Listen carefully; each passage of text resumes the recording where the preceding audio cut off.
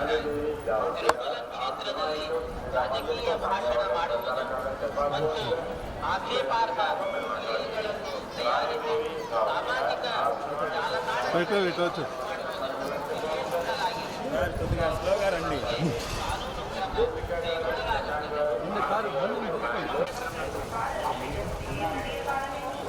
Sir కొద్దిగా స్లోగా రండి.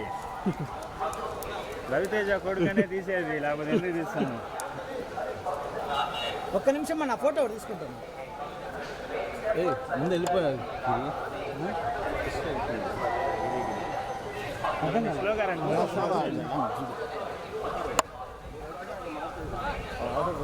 సూర్యదా ఇట్లా ఇట్లా అమ్మాయి